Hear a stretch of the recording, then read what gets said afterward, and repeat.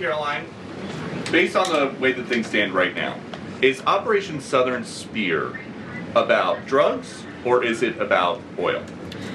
What I will tell you, Peter, is that the Trump administration is focused on doing many things in the Western Hemisphere. The president has taken a new approach that has not been taken by any administration for quite some time to actually focus on what's going on in our own backyard. And there are two things that are very important to this administration. Number one, stopping the flow of illegal drugs into the United States of America, which we know has killed hundreds of thousands of Americans. The president promised on the campaign trail that he would demolish the foreign terrorist organizations and drug cartels around the world, especially right here in our own hemisphere, and you have seen that he is delivering on that promise. What's up, everybody? Major Retired Richard Ojeda here, and Peter Doocy just asked the one question that blew the whole Trump narrative apart. Is Operation Southern Spear about drugs or is it about oil? And that's the question we all want to know. Because if you ask the regular American why we're going to war with Venezuela, or if they're happy with it, people really can't tell you. Let alone any of these dumbass MAGA supporters on social media. They can't tell you why we're going to Venezuela. Hell, they can't even spell Venezuela, much less explain why what happened there is really bad. With respect to the oil, that's a different issue. As you know, Peter, the vessel will go to a U.S. port, and the United States does intend to seize the oil. However, there is a legal process for the seizure of that oil, and that legal process will be followed. And just my last one on this. If President Trump launches a bigger military campaign in the Caribbean, is he jeopardizing a possible Nobel Peace Prize? Look, the president has proven over the past year that he is more than worthy of the Nobel Peace Prize. I think he's been nominated for it nearly 100 times this past year, which is definitely a record. He's solved, I think, 9 conflicts around the world. We are up to now. He's actively working on the Russia-Ukraine war, which is the big one as we speak, and has been over the past year. With respect to any additional action in Venezuela, I'm definitely not going to get ahead of the president or the United States military. Trump and Hegseth have basically committed war crimes on the high seas, put us on course for a regime change war, and have riled up the hornet's nest of international condemnation and speculation, and have done it all without congressional approval. And what's going on isn't Saturday morning cartoons. This is big stuff. Donald Trump is trying to start a war with Venezuela, and nobody knows why. But the international community sure as hell has a lot to say about it. And you have to understand one thing. Reliable international media is not like Fox News, Newsmax, or Steve Bannon's clown show. Sure, those types are outlets and they exist around the world, but everybody recognizes them for what they are, state-sponsored propaganda.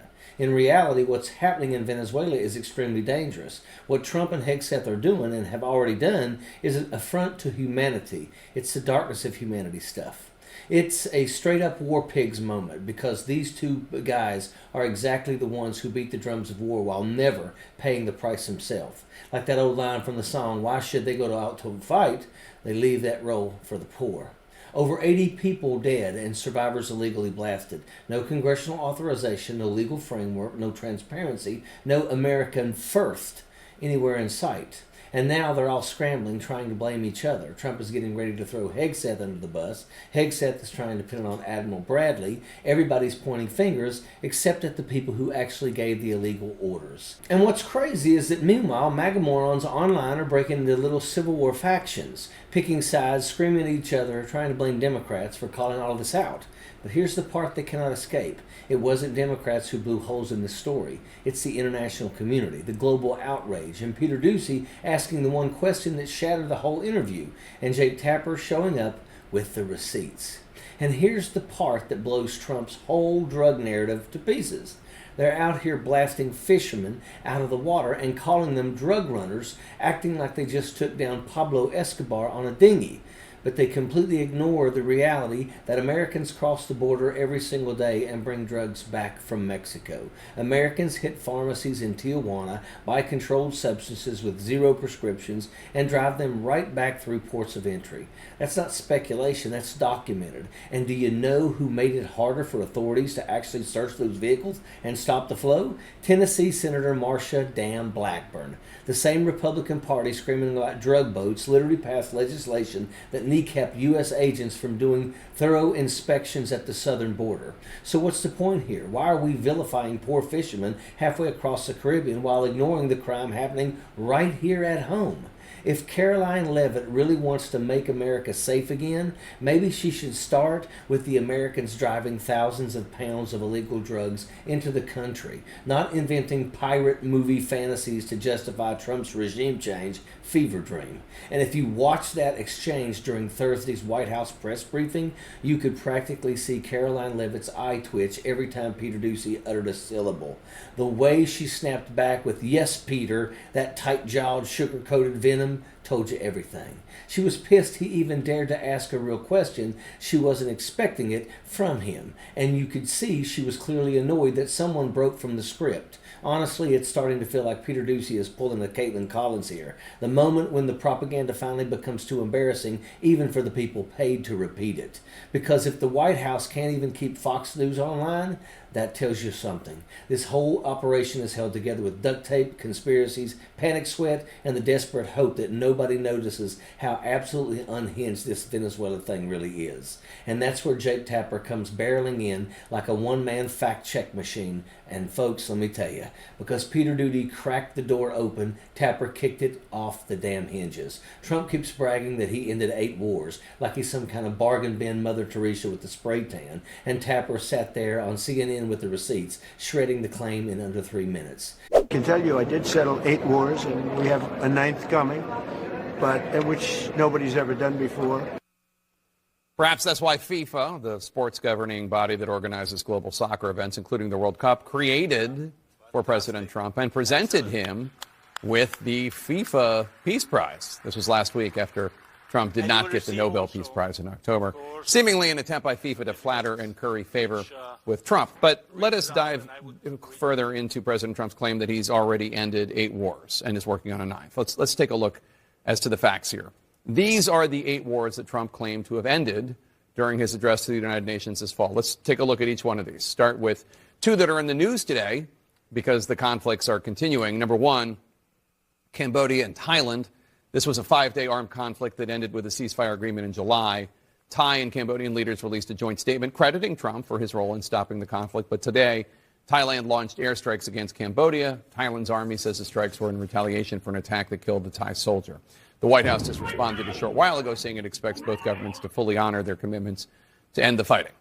Number 2, the Democratic Republic of Congo and Rwanda. On Thursday at the newly christened Donald J. Trump United States Institute of Peace, the president participated in a signing ceremony for a peace agreement with the leaders, the presidents of both countries. That war has continued, however, in part because Thursday's deal was never signed by the leading rebel coalition that's actually doing most of the fighting. And just today, a bomb explosion killed more than 30 people in eastern Congo. War number 3, Ethiopia and Egypt. This is not actually a war. It's a long-running diplomatic dispute about a major Ethiopian dam project on the Nile. It's a dispute that remains unresolved, but tensions over the dam have never reached the point of actual warfare. Tapper went down the list one by one. Cambodia and Thailand, the fighting resumed. Congo and Rwanda, the rebel groups doing the actual fighting, never signed Trump's so-called peace deal. Ethiopia and Egypt, that wasn't even a war. Serbia and Kosovo, he didn't end anything. He just claimed he prevented a war. That wasn't actually happening. Tapper basically took Trump's list, held it up to the light, and showed the world it was nothing but a stack of participation trophies Trump assigned himself. And the cherry on top, Trump didn't get the Nobel Peace Prize. He got the FIFA Peace Prize, a made-up award from his buddy created out of thin air faster than Trump can say, "I don't know the guy." So while Trump's out here begging for a Nobel Prize and pretending he's some global peacemaker, Tapper is over here reminding everyone that not only did he not end 8 wars, Trump is actively trying to start one. He's chasing a peace prize with one hand while lighting a match in Venezuela with the other. And now we got to Trump's favorite part of the story, the delusion, the fantasy, the Nobel Peace Prize meltdown. Because while Trump is over here bombing fishermen, dodging Congress, and trying to kick off a regime change war like he's auditioning for a Dollar Tree remake of Wag the Dog, he's still obsessing over the Nobel Prize like it's the final rose on The Bachelor. This man genuinely believes he deserves a Nobel Peace Prize. For what? For chaos, for confusion, for creating new wars and pretending they're ending? Trump is the only person in the world history who thinks the Nobel Prize should be awarded for vibes. And the funniest part, the international community is laughing at him. Not laughing with him, laughing at him. Pointing, staring, whispering. This dude really thinks he's all that in a bag of chips. And when he didn't get it, because of course he didn't, they just made up an award. The FIFA Peace Prize. I'm sorry, but that is some next level kindergarten talent show energy. The funny part is that Gianni Infantino pulled a crayon marker out of his pocket and created a participation trophy on the spot. That photo of Trump wearing the FIFA Peace Medal is going to be taught one day in history classes. Not in the chapter about diplomacy, but in the chapter titled Leaders Who Had Completely Lost Touch with Reality. You want to talk about delusion and grandeur? This man is standing in front of the world, mid-meltdown, starting conflicts he can't explain, lying about ending ones he never touched, while begging for a Nobel Prize like a kid begging Santa for a PS5 he knows damn well he didn't earn. He wants the award for being a peacemaker while literally trying to drag America into a war. You can't make this stuff up. Well, Trump can, but the rest of us, well, we can't. Everything about this screams one thing. He's desperate for validation. He wants a trophy, a ribbon, a sticker that says, good job, because deep down Trump knows he has no idea what he's doing, and the world is finally calling him on it. So here we are, full circle, after the chaos, the contradictions, the fishermen's massacred, the fantasy drug narrative, the Tapper beatdown, and the FIFA preschool prize. We're back to the only question that ever mattered. Is this about drugs or is this about oil? And the truth is even uglier. It's not even about either one. It's about ego, Trump's ego, excess ego. This whole operation is just two wannabe warlords playing Risk with real human lives. If this is what they do for a fake peace prize and a headline, imagine what they'll do when the stakes are even higher. And if that doesn't scream a man and an administration that is incompetent and unfit for power, I don't know what does. And that is an absolute fact. Sappers clear the way, airborne all the way.